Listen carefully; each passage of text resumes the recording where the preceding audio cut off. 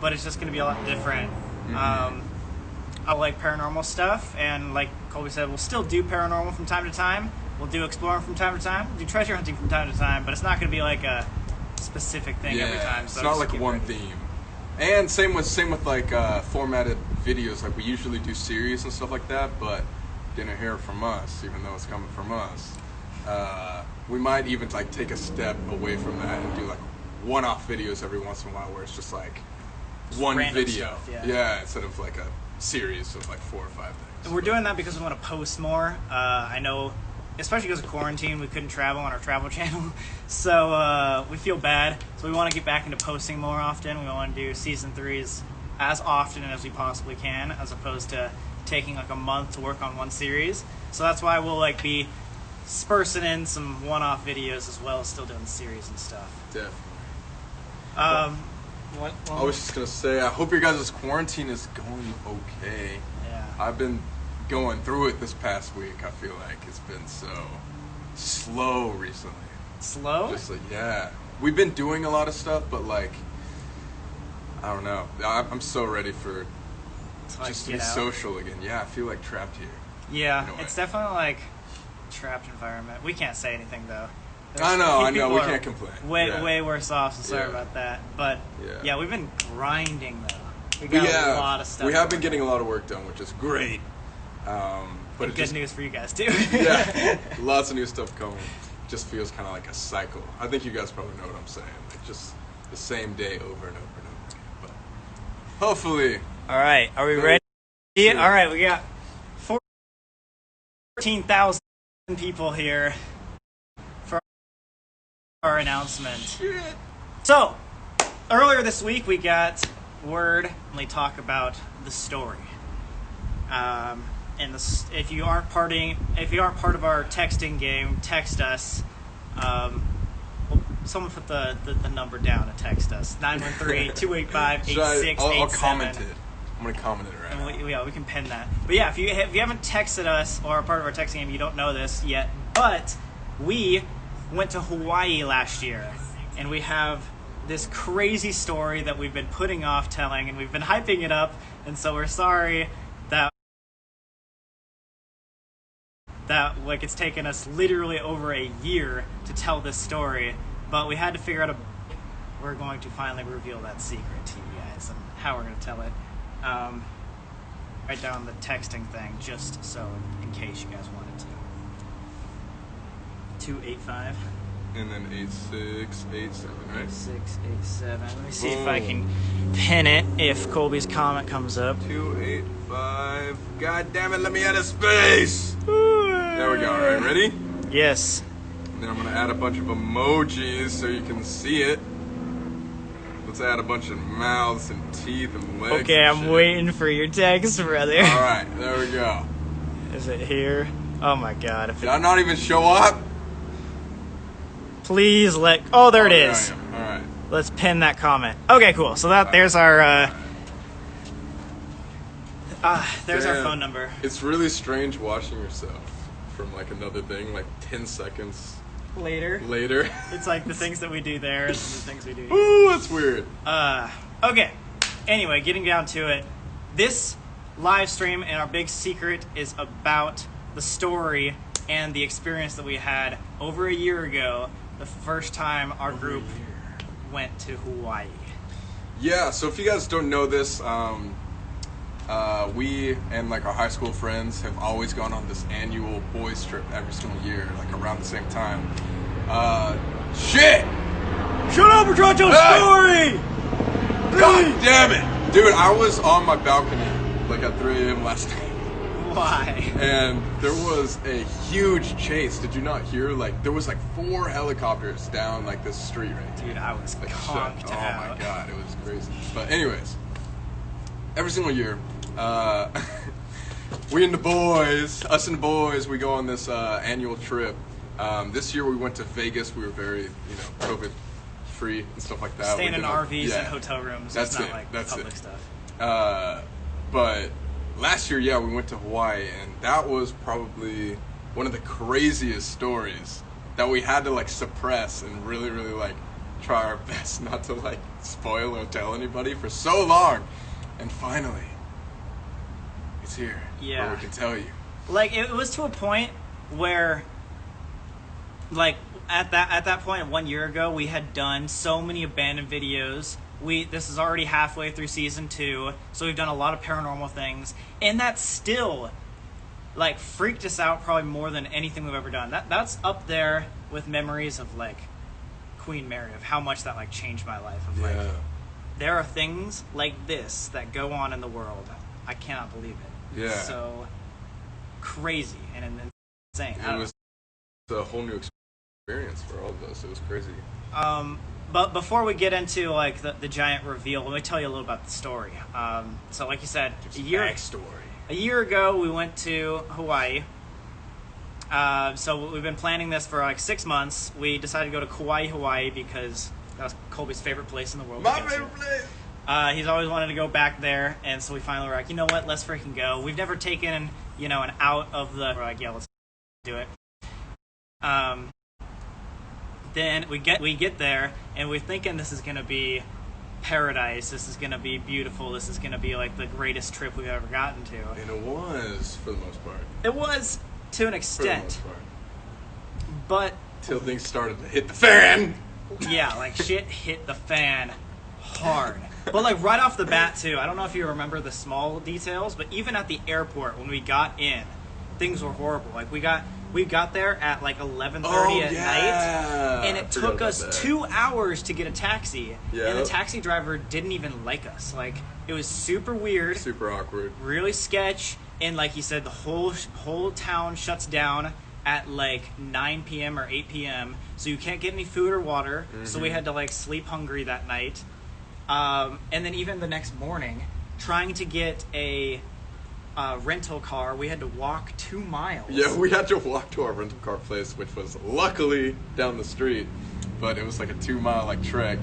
Yeah. There, and what happened there? Dude, the lady almost didn't let us have the car. Yeah. Literally, this lady, for some reason, even though we were 22 at the time, was like, no, you can't have this car. What? It's because we looked like we were like 7. Yeah. Probably. But we had already rented the car prior, I feel like. Or maybe we didn't. But there was only one car, but here's the weird part. Remember as soon as we got in the car, what happened? Yeah, was it my mistake? Yeah. Okay. Yeah, guys, I fucked up a little bit, and I was really excited, right? And, it's boys' trip. We just got to Hawaii. We just got our rental car. It was a convertible, which is sick. And so we were sitting in the back seat, and I was kind of just like, as he does, just randomly. Like in the back seat, just like screaming and stuff. And there was this local guy that like was working outside, like doing something, and I was like just going, yeah, like screaming like boys trip or whatever as we were going down the road.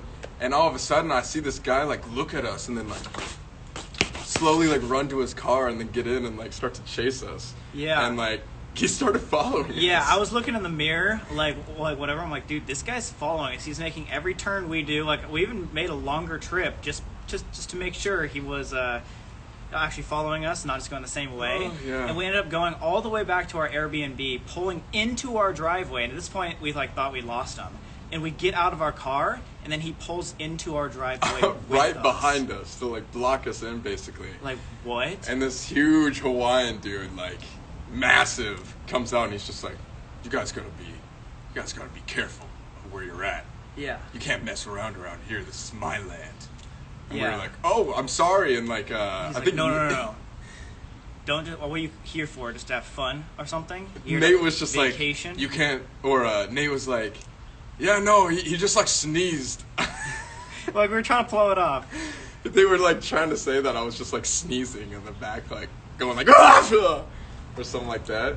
He was like, he didn't mean to like yell, he was just like sneezing. Dude. And the guy was just like, just so you know, like we're gonna be watching you, like, yeah, like, this is my island. And like it was so fuck. weird. This was literally the first morning. Like this is like 10 a.m. the first morning, and long story short, we don't want to give everything away, but that sort of interaction happened multiple times like that day, Yeah. and then later on that week, and we just kept getting people staring at us, like saying it's like we're like not in the right place. Yeah, and we weren't like after that initial. So like I will admit that was a very like obnoxious and like crazy. So I understand like why he was like upset at first, but then yeah, like you were saying, there was like 2 or 3 more occurrences where that would happen, and we were being super respectful, like very, you know, just like minding our own business and stuff like that. And people, whoa, a bird just flew right there. That was crazy. And so like yeah, we were getting like all these vibes from like the locals that like we were not accepted here. Yeah. And then so that's just like the very, very first part of like our first day. As you can imagine, we were on this island for a week. We thought we were going to be on there forever because of all the things that happened. But last thing, before we tell you like the secret. Yeah, everyone's like, get on with it. Come on, let's go. Too long. Sorry. We didn't know this, but about 2 or 3 days into the trip, Nate, our hometown friend who's at the Airbnb with us, calls us over and is like, yo, I know a guy on this island. And we're like, why didn't you say that at the beginning? Like, what's going on? He's like, well, this guy, you've met him before, but he lives in a blocked off part of the island. So if you don't know the history of Kauai, which everybody here should. which, yeah, you obviously should, there was a massive flood about 2 years ago that was the single world record holder for flooding ever in the world's history. It was like 50-some inches of rain in 24 hours. So think about 50 inches tall. It's like 4 feet of rain in 24 hours. That's like Tara in water. Yeah, that's like tar in water. But anyway, so that like crumbled the north shore of, or the northern part of the island, making a whole part of the island unreachable to the other side. So like basically they got blocked off, and they hadn't seen many people. And it was the North Shore, so it was like where like the Nepali coast is, if you guys know like the geography of it all. Yeah. But it literally got blocked off where like there was a bunch of cliffs on the sides of the roads, and so it would like it literally caused so much erosion that all the roads got destroyed pretty much. Yeah, and so there was only a few locals that could go in and out for the past year, like to the point where they had to be helicoptered in and out. However, this friend that Nate knew apparently lived inside that area of the North Shore.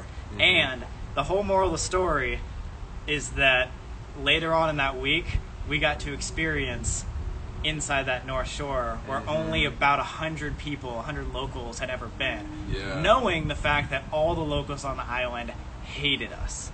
Right. And it was insane. But there's a lot more to the story, but we want to get down to the actual secret of it all. Yeah, we don't really want to spoil too much. But should we just like say what it is? Yeah. Or should we give any more preface whatsoever? Or okay, a little more preface.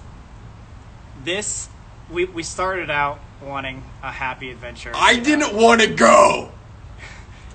We didn't want to go. We tried for days not to go to this northern place because we had such bad feelings. Then, when we went, we figured out that it was not only sketch and weird, but it was also, obviously, just has to do with us, paranormal. Like, to the point of, like, we couldn't understand why things were happening the way they're happening, to the point where, like, we were, like, left this place, like, dumbfounded. We had no idea how to tell the story. Like, how would it make sense to, like, anybody listening? So, I know that's super confusing, but that's why we did this. We get a drum roll, please. Drum roll, everybody be slapping their thigh fat. We're waiting for you guys to slap around. Nobody's doing it right now. So I'm waiting. All right. As of today, Sam and Colby are now authors of a new book. Woo! Woo! That's the reason why it took so long, guys. It's like we were thinking about either making a YouTube video about it, just explaining like the story that happened, or like a big podcast or something like that. But we decided like this was such a long and intricate story that we could literally make it into a story, like a book. Like an actual book. So we over the last year we worked with this author named Gabby Trina. She's been amazing. She's helped us write because we suck at writing, but we knew how to tell the story. And so we told her the story. She helped us make it into this beautiful book. It's called Paradise Island, and you can get it on Amazon. You can get it on BarnesandNoble.com. Like, it's for pre-order right now. This is legit. Like, it's in the Barnes and Noble-ish. It's gonna go in stores. You can like see it around town. Like, I don't know.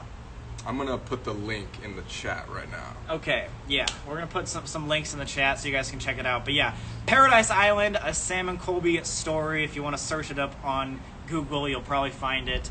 But yeah, guys, we've been working on this for a year, and it's probably one of the most exciting pieces of content we've ever posted because it's different, you know, like, you know, all that good stuff. But this is completely different. This is like taking a experience that we had no intention of filming. There it is. Because it was just so insane, and then changing it into this actual story that you guys can hold in your hands. So yeah, it's like we've never ever sold a book or even like tried writing. That's why we needed help.